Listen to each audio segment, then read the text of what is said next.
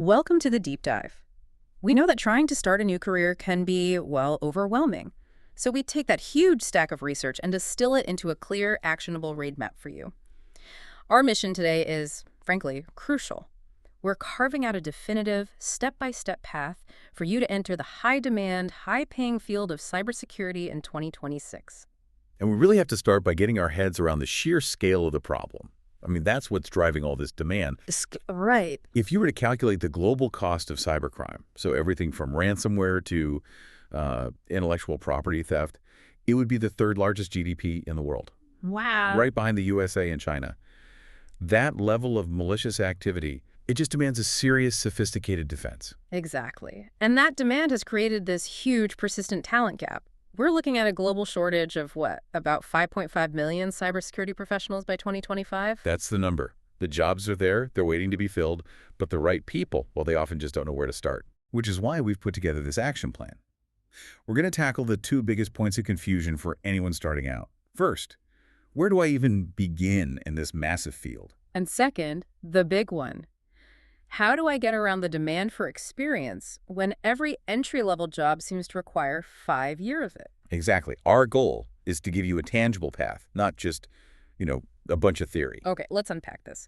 We should start by mapping the battlefield and getting the right mindset. Because when most people hear cybersecurity, they immediately picture the hacker in the hoodie. The penetration tester, yeah. The red team. But that's actually a really small slice of the industry, isn't it? It's a tiny niche.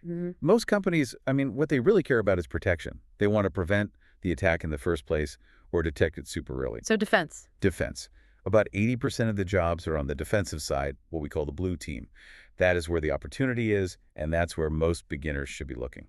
So what are some of those foundational defensive roles? Because the umbrella is so huge, people need to see the entry points. You're looking at a few key functions. You have your SOC analysts, the Security Operations Center. They're like the frontline soldiers hunting for threats in just massive amounts of log files. Right. Then you have GRC analysts. That's governance, risk, and compliance. These are the people building the security frameworks and policies to make sure the business is safe and, compliant with the law. And there are others too, right? Like incident handling. Oh, yeah. Incident handlers, system security designers, and critically, security trainers. Because honestly, the human element is almost always the weakest link. So for someone listening, how do you find your lane in that blue team world? If this is your action plan for, say, week 1 and 2. Right. Spend about 30 minutes a day just reading. Go on LinkedIn, go on Indeed, and read 10 job descriptions. Don't apply yet. Just read. Just read. And just make a note of what sounds cool and what sounds, well, boring to you. Does hunting in logs sound exciting? Or does building policy frameworks sound more interesting? Be honest with yourself. And here's where AI can be a massive shortcut. A huge time saver. Copy and paste those 10 job descriptions into ChatGPT or Claude. Then ask it a simple question. What are the top 5 most common skills and tools required here? And it just tells you. It just tells you. Instantly, it shows you exactly where the market demand is and where you should focus your time. Brilliant. Beyond the skills, though, what about the mindset? Because this field can be pretty unforgiving. It can. You have to be intensely curious and persistent. The people who make it are the ones who, when something doesn't make sense, and it won't, a lot of the time, they don't quit. They dig in. And you have to keep learning. Constantly. Yeah. The field changes faster than anything else. And we have to mention imposter syndrome. Everybody feels it. That little voice saying, I don't know enough. Even seasoned pros feel it. Don't let it stop you. That is the perfect setup. So if curiosity is the engine, let's talk about the fuel. The required technical foundation. These are the non-negotiables. And a big warning here. Do not rush out and buy expensive certifications first. Master the fundamentals. Okay, step 1. Step 1 sounds almost too simple, but it's critical. Understand the operating system you use every single day, Windows or Mac. Really understand it. From a security perspective. Right. For example, if someone says malware changed a registry key on a Windows system, you need to know what the registry is, what it does, and why changing that one key gives an attacker persistence. Meaning they can survive a reboot. Exactly. They maintain control. The CompTIA A+ certification is probably the closest thing to validating that core knowledge. Okay, step 2, networking. You say this is absolutely non-negotiable. It is. Every single cyber attack, I don't care if it's a phish or a server exploit, it happens across a network. If you don't get how data moves, You can't defend it. You need the basics down cold. Down cold. The OSI model, TCP/IP, DNS, DHCP firewalls. An attack isn't magic. It's just data packets sent in a weird or malicious way. You have to know what a healthy packet looks like to spot the bad one. And for certifications here, you have options. CompTIA Network Plus is great for the fundamentals, right? Excellent for vendor-neutral fundamentals. But if you're thinking long-term, maybe about network engineering, the CCNA often carries more weight and can open a few more doors. Got it. Okay, moving on to Linux. Why does a beginner who's probably on Windows need to master Linux? Because Linux is, well, it's everywhere in the security world. All the powerful hacking tools, the forensic distributions, they're all Linux-based. You just have to be comfortable on the command line. You have to speak the language of the threat actor. You do, not just as an administrator, but from a hacker's perspective. And a great practical tip for beginners is to use WSL. The Windows subsystem for Linux. Exactly. It lets you run a Linux environment right on your Windows machine. No need to set up a complicated virtual machine right away. It just lowers that barrier to entry. Great tip. Okay, our fourth pillar is scripting, writing scripts, Python, Bash, PowerShell. This seems like a huge plus. It elevates you dramatically because a lot of people in the field can't do it. Python is the big one. Something like 80 or 90% of security tools are written in it. But you say don't sleep on PowerShell. Definitely not. Most corporate systems are still Windows. And attackers love to use PowerShell once they're inside a network to move around and gather data. Knowing how to spot and block malicious PowerShell is a vital blue team skill. So once we have that foundation OS, network, scripting, how do we prove we can actually use it? This brings us to building real-world experience, your portfolio. This is where you separate yourself from the pack. And we need to be clear. There's a huge difference between completion and competency. A certificate of completion from a video course is... It's meaningless on a resume. Sorry, but it is.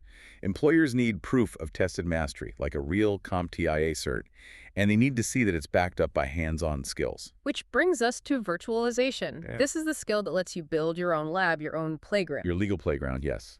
You use something like VirtualBox or VMware Workstation Pro is free now to run multiple operating systems on one machine. So you can practice attacks safely. Safely. In a contained environment. You practice exploiting a Windows machine inside a virtual machine, not on your actual laptop. VMware is generally a bit more stable, but either works to start. So let's say it's month 2. What does the portfolio action plan look like? You start building, set up a simple home lab, VirtualBox, a free copy of Windows Server, just to practice making them talk to each other, setting permissions. Then you move to platforms like TryHackMe and Hack the Box. Start with the easy stuff there, I assume. Oh, yeah. Start with their Linux fundamentals, their network services rooms. The goal is to build confidence and document what you're doing. But the real game changer is a capstone project. Yes. Your first big project should be setting up a basic SUM tool. That's security information and event management. It's like a central security brain for all your logs. That's a great way to put it. It takes all the noise from your servers and devices and helps you find that one malicious whisper in the crowd. You can use Flunk-free or the open source ELK stack to do this. And the key isn't just doing the project. No, the key is documenting it. Every single lab, every project, you have to write it up on GitHub, on LinkedIn, on a blog, with screenshots. Here's how I built my first SIEM lab. Recruiters love that. Because that directly tackles the no experience problem. It does. You're creating your own experience. Another way is to join an open source security project. That counts as real-life, collaborative experience and shows incredible commitment. Or volunteering. I like this one. But how does a beginner safely offer to help, say, a nonprofit with their security? That's a great question. You start small. You don't go in offering to hack them. You offer to help with best practices. Like what? Like setting up multi-factor authentication for their staff, helping them create a better password policy, configuring a basic firewall rule. These are simple, high-impact improvements that employers really value. How does that compare to something like bug bounties, where you're hunting for vulnerabilities for cash? Bug bounties are tough. You only get paid if you find something, and a lot of people find nothing. For a beginner, contributing to open source or volunteering for a community group, it just provides more reliable experience. It shows a sustained commitment, which is more compelling to a hiring manager. Okay, let's shift into specialization. We have the foundation, we have the portfolio starting. Where should a beginner aim to specialize in 2026? I'd seriously look at 2 areas. First is DFIR, digital forensics and incident response. Yeah. These are the detectives. When a company gets breached, they're the ones who figure out who did it, how they did it, and what they took. It's intense, but it's very well paid. And that sounds like a job where you absolutely have to know what the attacker's thinking. 100%. You have Yeah. to understand the attacker's playbook. The second big area is wireless networks. The world is going wireless. Wi-Fi 6, 5G in industrial plants, IoT devices everywhere. Understanding how to secure those is a massive growth area. We touched on AI earlier. How should a beginner really use these tools every day? Is it just a fancier Google? It's like Google was 25 years ago. It's a tool to solve problems faster, but you have to master it. The key skills are framing your questions correctly and, crucially, knowing when the AI is hallucinating. When it's confidently wrong. Confidently and convincingly wrong, you have to be able to spot that. But it's also an amazing teacher. You can ask it to explain a line of code or a complex firewall rule and get instant personalized tutoring. Let's go back to that idea of the defender's edge. You stress that even if you're on the blue team, you have to understand the offense. It's mandatory. You wouldn't play a basketball game without studying the other team's plays. If you know how an attacker tries to get in, you know exactly which logs to watch, which alerts matter, and where to harden your defenses. Okay, let's talk about the skills that aren't on the certification exam, the non-technical skills that actually get you hired. This is the stuff that surprises people. First, just be an agreeable person, a team player. No one wants to hire a brilliant jerk. But the more advanced skill here is communication, specifically translating technical risk into business impact. What does that look like? It means you don't tell the CEO about subnetting. You tell them this firewall upgrade will cost X, but it will save the company Y in potential breach damages by reducing our attack surface by 40%. You speak their language, money and risk. And what about networking with people? It's about genuine connection. Find online groups, local meetups. But don't just show up and ask for a job. Contribute, be helpful, share what you're learning. And a huge caution. Watch your social media. Employers absolutely check it. Negativity or vulgarity will get your resume thrown out no matter how skilled you are. Excellent point. Okay, let's tie this all together. Finalizing the certs and the application strategy. When do you actually go sit for that exam? Ideally around month 4. Only after you've built the foundation and have that hands-on portfolio going in your home lab. And what's the gold standard entry cert to aim for? It's still the CompTIA Security Plus 4.